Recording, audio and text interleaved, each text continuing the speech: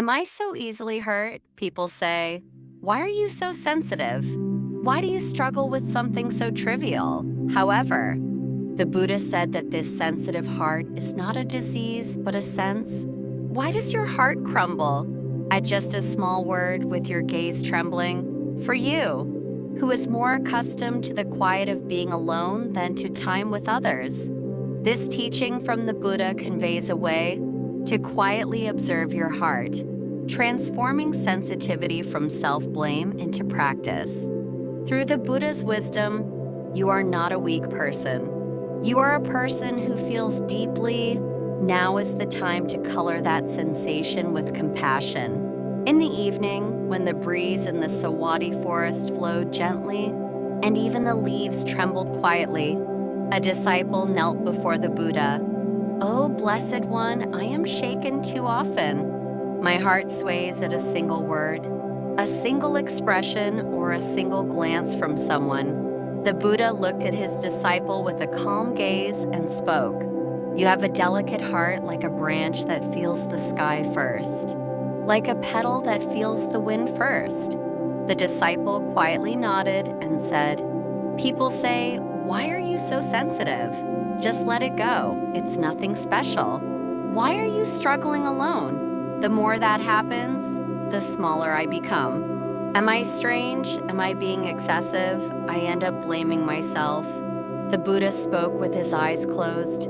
Being sensitive means that your senses are alive, enough to detect even the slightest vibrations. You are one who accepts what the dull ones overlook and feels deeply. However, if you hold on to that sensitivity, it becomes a sword. And if you let it flow, it becomes compassion. The disciple began to understand for the first time that his mind was not a disease, but a sense. The Buddha spoke quietly for the last time. You do not suffer more than others. You simply feel it before others do. Sensitivity is not a burden. It can be a door through which you can accumulate virtue. That sensitivity is not a burden, but a sense. That evening, the wind in the forest was calm, and the gazes of the disciples gathered around the Buddha were also serene. One disciple cautiously opened his mouth. He spoke slowly. "It's difficult to be in a place with people, even when everyone is laughing. I feel uncomfortable and end up being overly aware of my surroundings, even without saying anything. The air and atmosphere of that day, and even the smallest expression, shake my heart. I wear myself out in there." The Buddha quietly looked at the face of his disciple. "And you spoke gently. Your heart's antenna is a bit longer than others, so you stay on the shallow river of sensations, swaying with the slightest breeze and perceiving what others cannot feel. However, it is not an illness. It is a gift for you to awaken more quickly in this life. Your heart is like a mirror, even in clear water. It shakes easily, and when someone's words touch it, it shakes quickly. However, just because dirt is on that mirror doesn't mean the mirror is bad. When you realize that the one reflecting in that mirror is yourself, after wiping off the dirt, your heart becomes calm. Sensitivity is not suffering, but the awakened sense within you. That sense allows you to notice the pain of others first and understand their hearts, just through their eyes and expressions. However, when you hate, hide, or deny that sensation, from that moment on, it becomes suffering and begins to accumulate karma. You are someone who can feel deeply. However, there is no need to hold on to those feelings for a long time. The emotions that flow are just emotions. They are not your essence. Even the feelings that pass by silently and the discomfort that seeps in for a moment only linger through your senses. You are a kind person. You are just a bit more sensitive, feeling things a bit faster and living a bit deeper." The Buddha looked at the tranquil forest and spoke for the last time. "Do not strive to be strong. Instead, let that sensitivity be colored by compassion. The sensitivity you possess can be your blessing." The third story, moments when sensitivity turns into suffering. On that day, the atmosphere of the temple was even quieter, and the disciples' gazes were deeper than before. A woman cautiously approached and sat down. She opened her mouth after a long silence, bowing her head without saying a word. Since I was a child, I could quickly sense what people were thinking. Being next to someone who is upset makes me feel suffocated and anxious, and when someone rolls their eyes, I immediately feel uncomfortable about what I might have done wrong. People have said that I am quick-witted, while others have called me overly dramatic. However, just being around others exhausts me, and even small comments can tighten my chest in the middle of the night. The words from that day keep coming to mind, and I wonder why I made that expression and why I said those things. Thoughts are spiraling endlessly, and the sounds in my heart won't stop. The more it happened, the smaller I felt, and I lived, blaming myself, wondering if I was the strange one. Her confession was quiet, but a serene tremor spread in the eyes of those around her. The Buddha closed his eyes for a moment and then spoke softly. You are someone who can feel things before others. However, if you hold on to that sensation, it becomes a knife, and if you let it flow away, it becomes compassion. You are not the one in pain. What has tormented you is the transformation of that sensation into a knife directed at yourself. Do not blame yourself. Remember that this sensation can be a door to deep understanding and consideration. More than anyone else, that sensation can become a virtue rather than a wound. That night, another disciple approached. The Buddha. He sat silently for a while and then spoke in a very soft voice. I have always lived carefully. Trying not to hurt others, I held back my words, observed expressions, and read the atmosphere. But at some point, I started to feel like I had lost myself. Being overly cautious made me always stand in the background, and before I knew it, I became someone who only filled others' feelings, while my own emotions disappeared. The Buddha spoke to his disciple. You were a person whose heart was large enough not to harm others, and that compassion made you cautious. But that caution eventually hurt you. Now, do not suppress that feeling, but let it flow. The reason you collapsed was not because you felt, but because you suppressed what you felt. Sensitive people are those who perceive the world delicately. However, when that sensitivity is directed towards oneself, it becomes suffering, and when directed towards others, it becomes compassion. Therefore, you must transform your sensitivity into awareness, rather than hatred, and into merit rather than pain. All the vibrations you feel are the fourth story of your practice. The smallest sound of a bell, the practice that transforms sensitivity into compassion. The forest had not yet been touched by sunlight, and the temple was immersed in tranquility. As if breaking that tranquility, the voice of the Buddha slowly spread to feel deeply means that compassion can flow within you. However, when that compassion is directed inward, it becomes self-blame and suffering. Compassion becomes a blessing when it flows, and suffering when it stops. So do not suppress the sensitive emotions you feel. Let that sensation pass through. Let that sensation make you aware of the hearts of others. When the disciples bowed their heads and began to calm their minds, the Buddha conveyed 3 practices. The first was not to judge what you feel immediately. The tone of voice you feel, the expression you see, all of it may not be directed at you right now if you hold on to it and interpret it. From that moment, it becomes karma. And if you look at it and let it go, it is just a passing wind, the Buddha said. The mind is like a mirror. Even if the madness is not yours, you accept it as your own and suffer. So when the words you spoke linger in your heart, do not hold on to that feeling instead. Just look at the traces left by those words The second was to feel emotions through. The body-sensitive people often process their emotions in their heads. Why did I say something like that? What did I do wrong? Why do I feel so strange again? Changing emotions into suffering tightens the body and creates karma. The Buddha spoke quietly. The moment you shift your thoughts, you begin to swim upstream against the river of suffering. And when you observe your feelings as they are, those emotions do not become karma but flow away. Observe that emotion as you follow your breath. When your heart starts to race, quietly, observe your breath.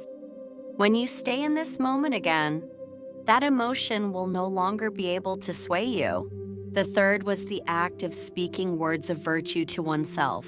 Sensitive people are more swayed by their own inner thoughts than by the words of others. Why am I so weak? Why can't I endure this? Such words are engraved in my mind every day, the Buddha said. You must speak words that create blessings for yourself. Words may disappear like the wind, but the heart that absorbs those words will follow you into the next life. So today, try saying this to your heart. I am someone who knows how to feel deeply. I am now coloring this sensation with compassion. This emotion has not come to torment me, but rather to guide me on my path of practice.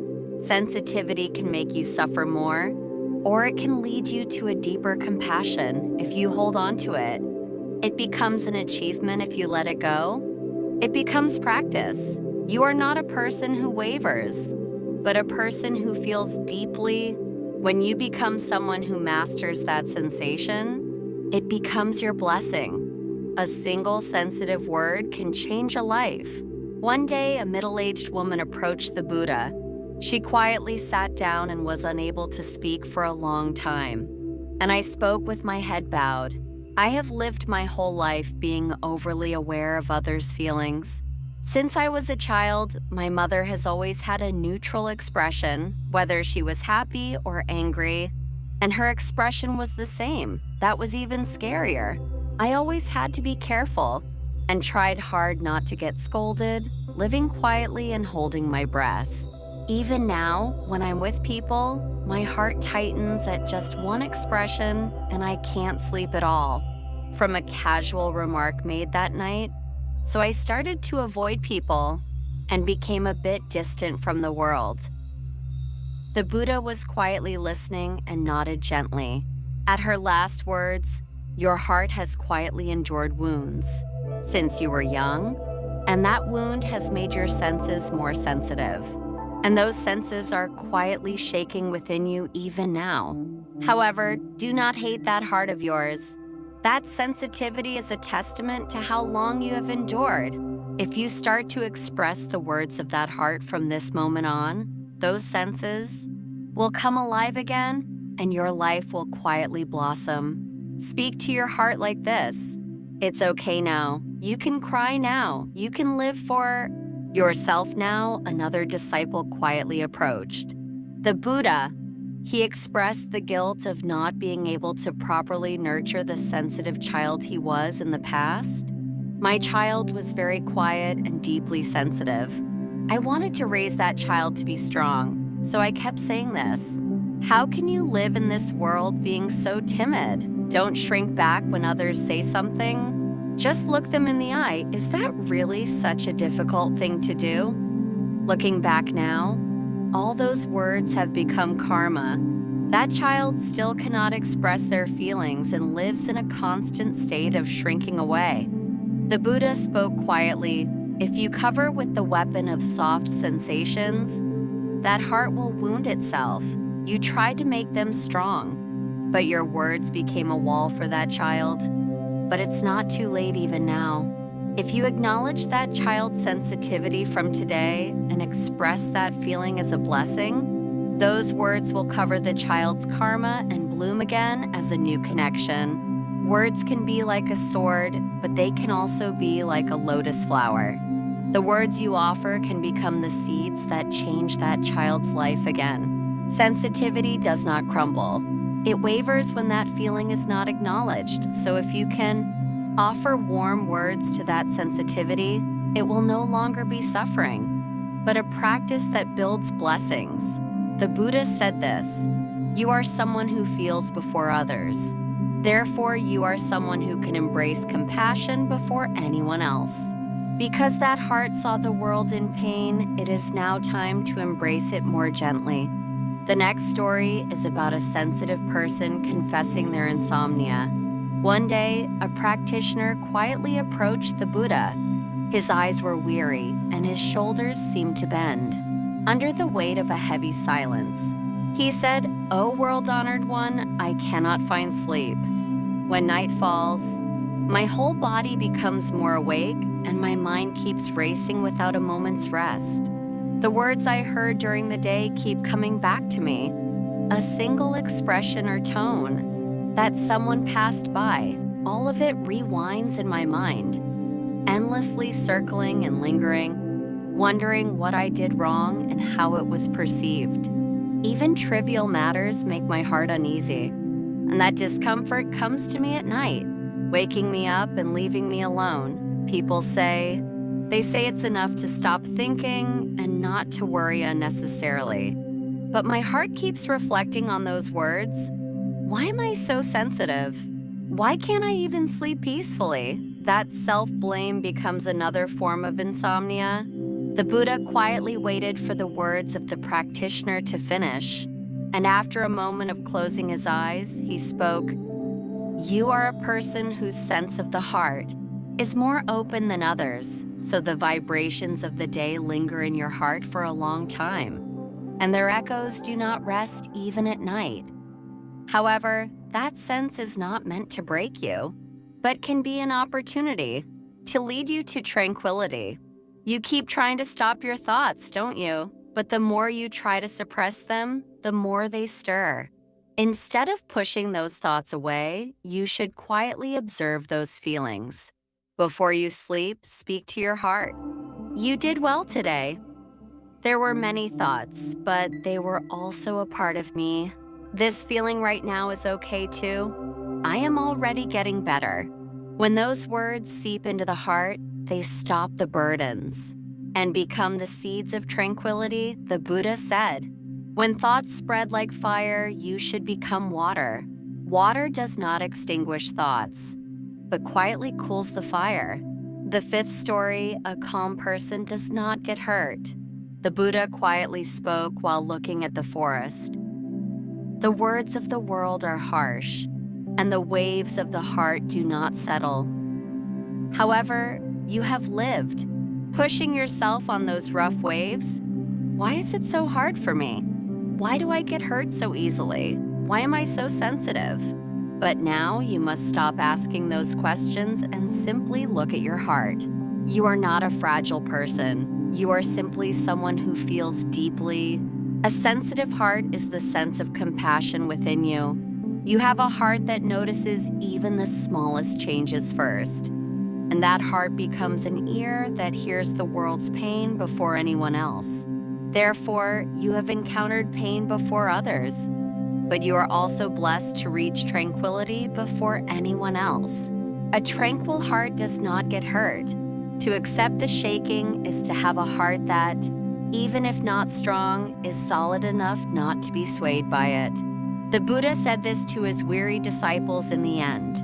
"You have come here with a heavy heart, but that heart is not a sin. If that heart carries pain, it is proof that you are alive, and that your heart is ready for practice."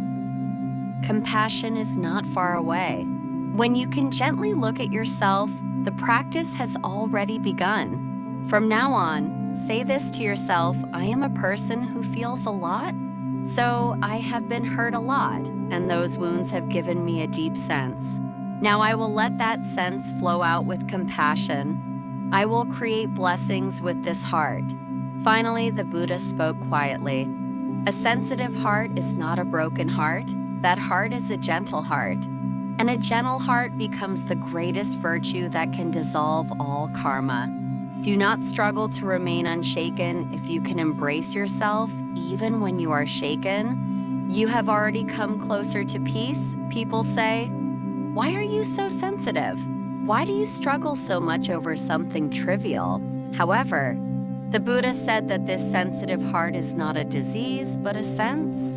To you, who is shaken by small words, whose heart crumbles at a single glance, and who is more accustomed to the quiet of being alone than to time spent with others, the Buddha's words in this video convey the wisdom of observing the heart, quietly and transforming sensitivity into practice rather than self-blame. You are not a weak person. You are a person who feels a lot. Now is the time to color that sensation with compassion. I hope today's video has become a warm light for your sensitive heart, even just a little.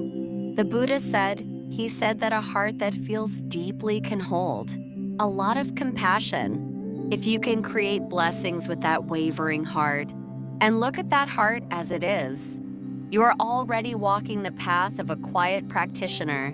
Now please allow yourself to speak kind words to yourself. If there is a sentence that has stayed in your heart, please leave it in the comments. Your one line can become comfort and prayer for someone else. We are the quiet light that reflects each other's hearts. Thank you for being with us. I hope your heart is quietly at peace today as well. Amitabha Avalokiteshvara, I will see you again in the next video.